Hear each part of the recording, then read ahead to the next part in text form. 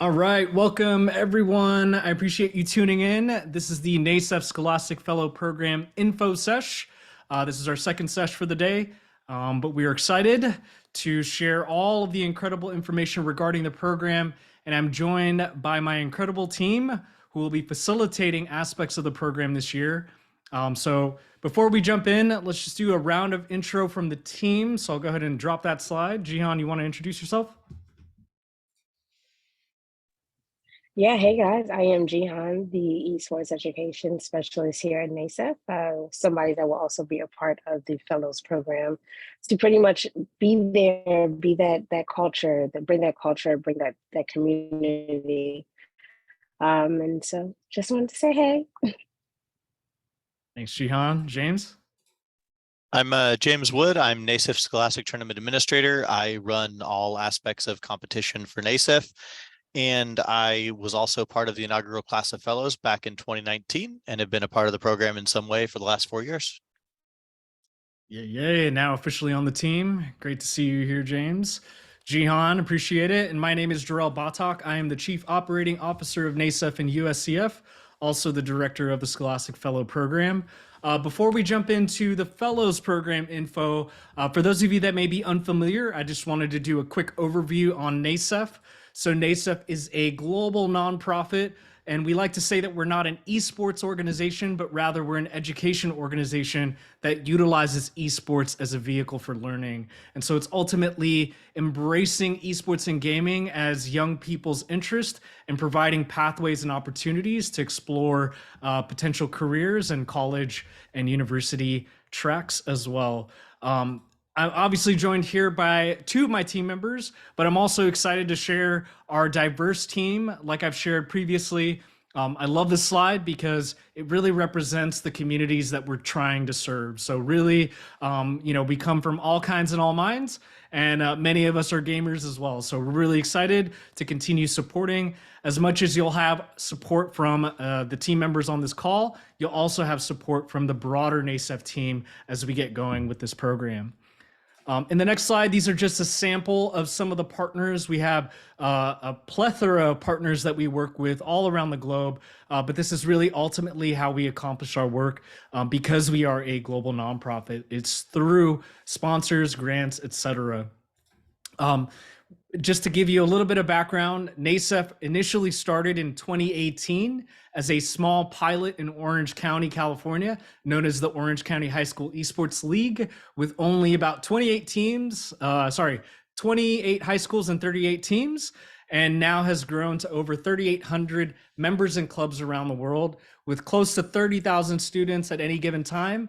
And really, it's been incredible to see the growth across all of these incredible countries around the world. And we accomplish this primarily through various partnerships, and more particularly through our NASEF affiliate program, where we have now 25 US-based affiliates and 32 and growing global affiliates. And really, these are independent nonprofits, government institutions, and entities that are supporting the NASEF mission and vision regionally or wherever they're at. So this is really how we continue to grow our network. As you all know, NASEF is the network of academic and scholastic esports federations. The other thing that I'd like to share is that NASEF is also the official education partner to IESF, which is the International Esports Federation.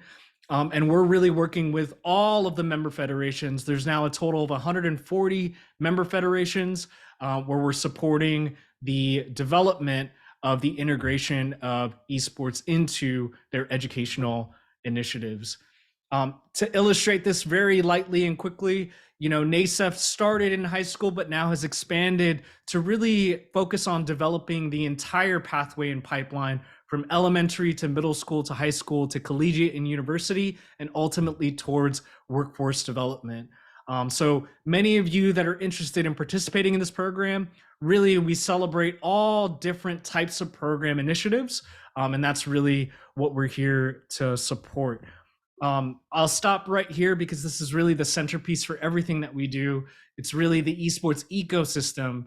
As you all may have seen already, traditionally when you think about esports and gaming, you think about the players in the games, but the way all of our curriculum materials, club resources, and toolkits are all about celebrating all of the various ecosystem career pathways that exist both in the industry of esports and gaming and beyond.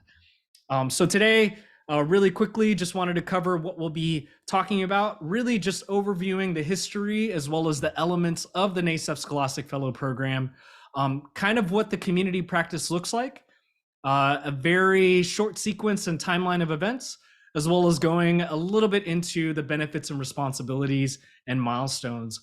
All of the information that you'll see today will also be available on the website as well as in the PDF application packet if you haven't already checked that out.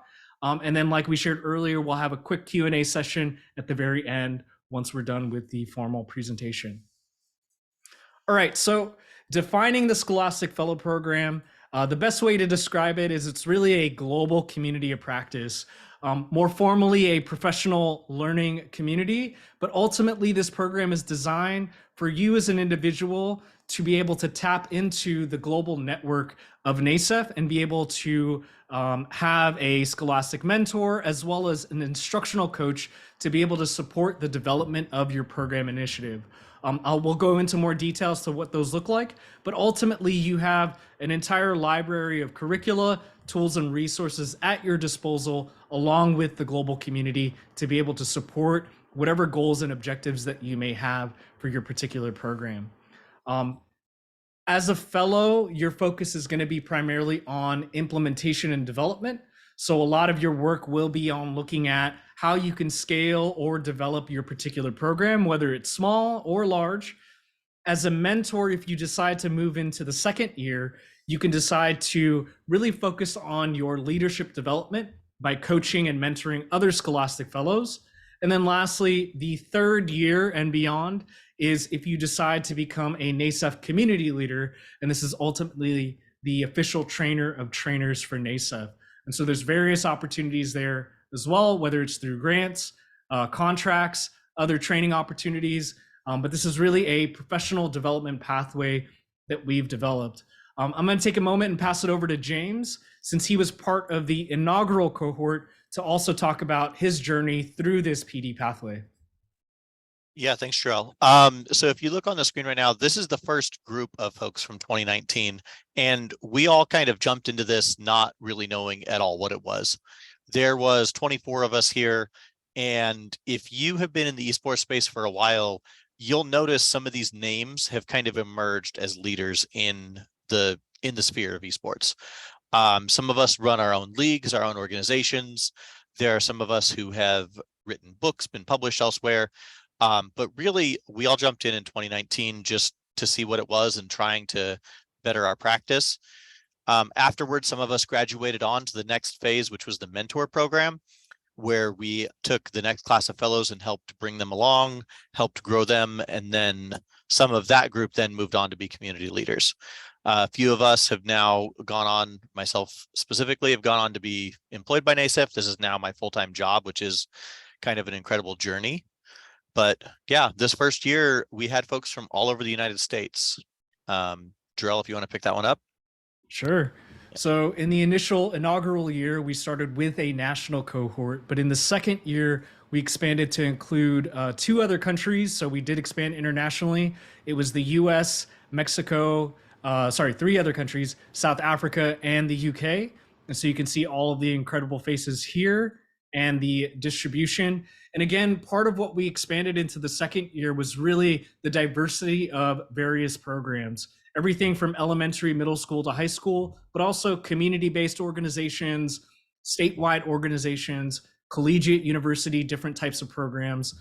But really, this was a great opportunity to explore how we could also cross the border of the US and find opportunities for global collaboration. I would say the third year was really the explosion. We had participants from about 18 different countries. We actually had applications from more than 20 different countries. And this was really a great opportunity to really expand not just the scope of the program, but really diversify the community and the perspectives in which they were taking the idea of esports and gaming and integrating it into their particular community. So various libraries, again, after school organizations, statewide organizations, exploring various ways from, career technical education to looking at it from social science and history. There were various ways that fellows have really taken the idea and obviously intersected it with their particular program.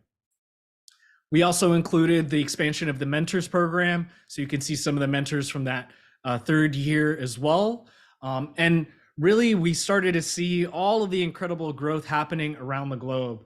And part of what we've continued to expand upon, again, are those diverse perspectives. As of last year, we had, again, participants from about 15 to 18 countries.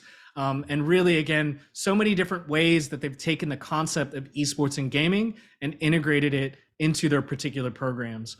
The reason why I point out the various diverse implementations is if you're considering to be part of this program, it really can be in any form or fashion. Last year, we even had some programs that were focused on special needs or special populations. Some were even focused on looking at it from a homeschool perspective. So really, it's any and all ideas are welcome. And obviously now with the diverse experience that the community has, you'll be able to tap into their expertise and really receive support from an incredible community of both practitioners, but also educational leaders and esports leaders. And here's that distribution here. And again, as we continue our work with IESF, you'll see more and more esports leaders from various federations also participate in this wonderful global community. This is only a sample set. We'll have more community leaders coming in this year, but these are the official regional trainers of NASEF. They're involved in various grant projects, various other kind of statewide and national programs, but these are also leaders that you can tap into as part of your participation in the program. All right, now moving into kind of the ebb and flow of the program, I'll pass it over to Jihan to talk a little bit about how the community of practice works on the synchronous side, and then James can also share a little bit about what it looks like on the asynchronous side. Yeah, so on the synchronous side, this is where I come in. You'll be able to have your one-on-one check-ins, be able to see just what other people are doing in their different sections of education, as well as being able to connect monthly with that global community. You'll hear me speak a lot about making sure we're having cross-cultural connections. And so you'll do those check-ins. Number one, with me, I'm always going to make sure I check on mental health. So making sure I check on your mental health, but then also seeing the projects that you all are doing, answering any questions, but really allowing you all the freedom to build that cross-cultural connection worldwide. And then I'll hand it off to let you know what we'll be doing asynchronous.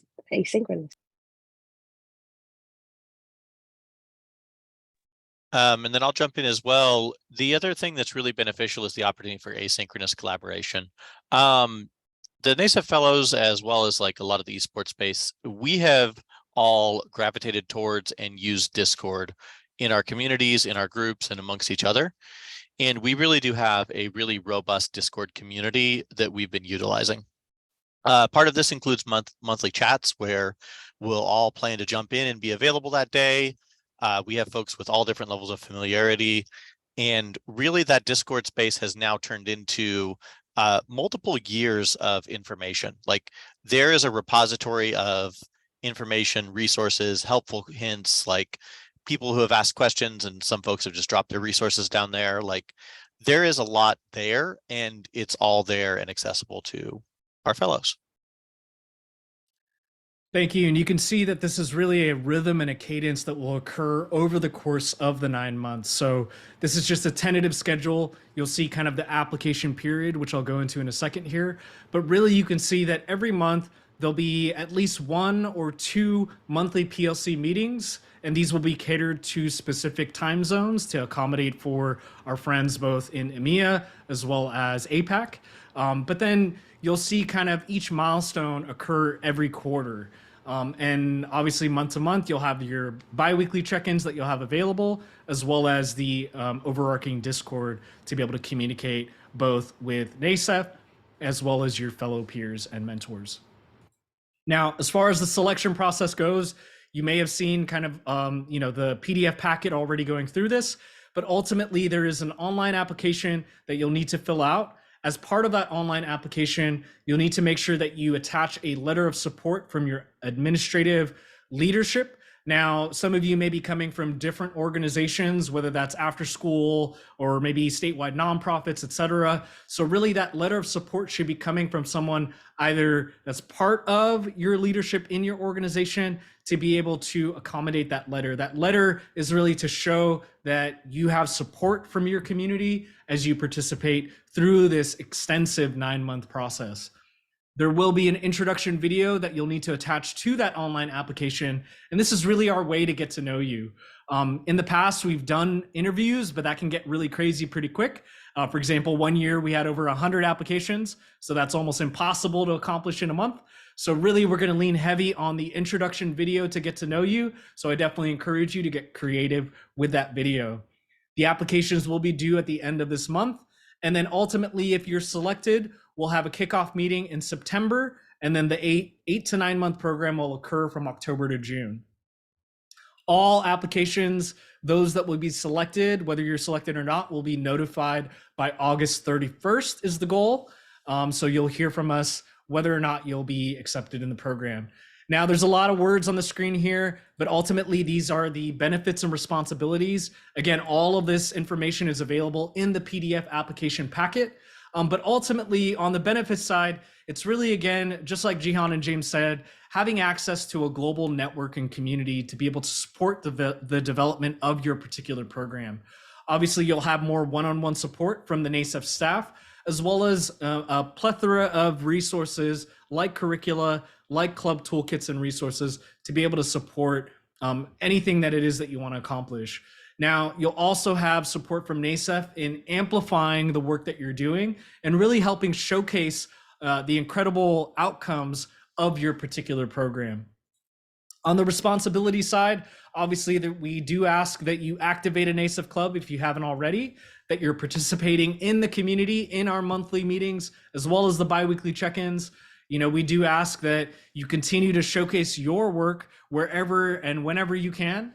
And obviously we'll provide as much support as we can in order for you to be successful in your endeavors. There are some specific commitments. I would say the one to be mindful of are the major milestones, which I'll get into in a second. There's some video challenges as well. And then obviously the monthly and bi-weekly cadence of meetings is definitely encouraged for you to participate in as much as you can. There are some single time events that are obviously optional, but highly encouraged. We have our Esports Summit in Atlanta event that occurs this year in December 14th. We'll actually have some scholarship opportunities to help offset some of your travel and accommodation costs. But there'll be additional kind of online and offline events that we'll share with you throughout the program year. Collectively, you're probably looking at about 100 to 200 hours. This is inclusive of the time that you're spending developing your program, and really the time that you spend kind of working on the major milestones. Now, all of this is inclusive, again, of the time that you're in the fellows program, but also the time that you're spending developing any aspect or facilitating and implementing aspects of your program. All right, now the two major milestones I'll go over quickly. The first major milestone, which is due at the end of the first quarter, will be your implementation plan or your strategic action plan. This is really kind of a resource that you work on to be able to map out exactly what it is that you want to accomplish over the course of the participation of the program. And then I would say by about May is your capstone project. In past years, we've had curriculum modules submitted, as well as other kind of showcases. And this is really an open-ended design project for you to work with other fellows, as well as your mentors and the NASEF staff to be able to create something and showcase something. Like we've shared, other fellows have developed entire curriculum modules. So you have entire kind of libraries, both from NASEF as well as the Scholastic Fellows, to be able to support the development of these type of curriculum modules. Again, this is really, for you to utilize. We want you to take this, remix it, make it work however it works for your particular community. As you can see, fellows in the past have developed various modules already. So you can definitely take those modules, take aspects of it, remix it to fit And what we've seen is really a compilation of various programs that really kind of create something unique for your particular community. So you can see elementary, middle school, high school as well. And then we have out of school time and community-based organizations. All of these modules are actually available on the NASEF website now. So I encourage you to make sure you log into the NASEF website. It is free, and then you can see everything that's been created in previous years.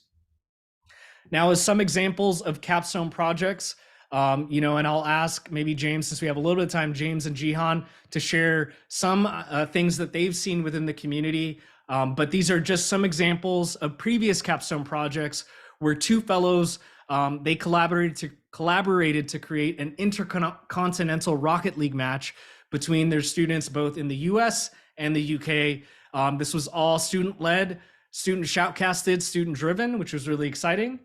And then on the other end, we've even had a mentor from San Diego in California, as well as a fellow in Mexico, collaborate to create an international game night.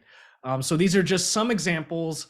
James, Jihan, if you don't mind, maybe sharing some other things that you've seen within the community that have been really successful as well.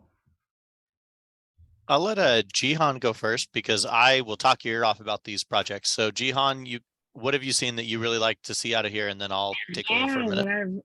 I'm always going to go back to just the importance of the DEIA within these projects. Just left ISTE, and one of the most important things that some of our fellows got to do were actually speak on panels to talk about what esports did for their scholars in the classroom. They were able to present, they were able to hold different seminars, different sessions with just international educators all over the world, to be able to focus on the importance of community and scholastic esports, as well as just people using it to be a part of their brand. Like right now, me and one of the fellows are designing a fashion unit for scholastic esports so that kids can understand that fashion is an implementation in esports and education. And so those are some of the few things that I've just seen within the weeks of what some of our amazing fellows have done. And so I'll pass it over to James. I would love to share this one as well because I was a part of this. One of our fellows, Dr. Miles Harvey, one of his capstone projects or his big project was his esports research book. And there were a lot of Scholastic Fellows that participated in this. A lot of us did research and had it published here. And now it is probably the top result when you Google esports research book in Google. So some of our fellows were able to be showcased on that. My personal project when I first did this was just I don't want to say just but it was very straightforward, a semester-long class on careers in esports meant for the middle school level. And it was really cool because after I was a fellow, the next year in the mentor program, one of that year's fellows took my course as inspiration and reworked it, and I got to work with them as the mentor. So I really kind of got to see that grow and develop, and it's really just turned into an awesome thing. So thank you both. And as you can see, there's additional publication opportunities with some of the relationships that we have in addition to others. And obviously, if you have particular publications, we have a team that can help support you in developing and writing different articles. And then like Jihan shared earlier, there are various conferences both in the US and now growing globally where we can also support all of the fellows and mentors in being able to showcase all of your projects. As you can see, James here also contributed to eSchool News as part of his fellows program participation. But ultimately, again, all of this is all about going back to what Jihan said, is creating those cross-cultural opportunities. We've had an incredible amount of various folks that have participated in the program, and I'm just going to drop this in the chat for you that are here. And so you can hear all the various perspectives from all of these fellows around the world as to what they gained by participating in the program. Obviously, in order to apply, you'll just need to go to the Scholastic Fellow webpage, and there's a link there that says apply to be a NASEF Scholastic Fellow. That'll take you to a Google form, which is the online application. And like I shared earlier, you'll need to make sure that you submit a letter of support as well as a video showcasing who you are and what you're about and what you want to accomplish. And then again, if you need more information, everything that we shared during this presentation, as well as all of those benefits, roles, and responsibilities are also available in that PDF application packet. Obviously, if you have any questions, you're more than welcome to reach out to any of us in order to, answer anything that you may have. So that's about it for the formal presentation. So what we're going to do is go ahead and end that recording. So thank you to those that are tuning in to the recording. Obviously, again, reach out, please, if you have any questions regarding any aspect of the program.